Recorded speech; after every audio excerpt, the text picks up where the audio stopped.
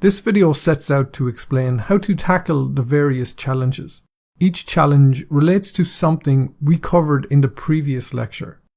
Let's take this first challenge and look at how you can start solving it.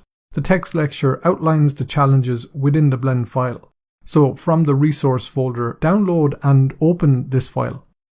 This was created in Blender 4, so make sure that you are using a version of Blender 4 or above if taking the challenges, or you may encounter issues when opening the file.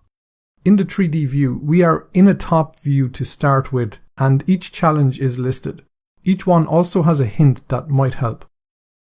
If you leave this view, use the gizmo to switch back and the text will be visible again. Below here in the text editor is the Python script that will create the buttons and check if you have solved each challenge. Make this a little larger. This is behind the curtain stuff and needs to remain unchanged, but we can take a look before running it.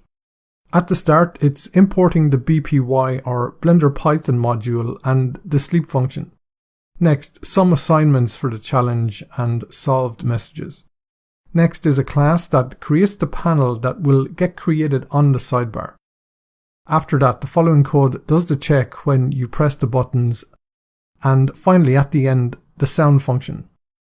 Let's come back up to the top now. To start this off, we need to click the Run Script button here. Then on the sidebar, shortcut N, a new tab was created called Challenges. Here, 3 buttons were created for each of the challenges listed. So if we take the first, have a read and try find the solution.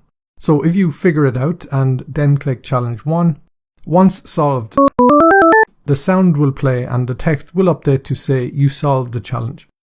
Then you can move on to the next. Otherwise, the text will remain unchanged and you need to continue trying to solve the challenge. That's it for this introduction to the challenges.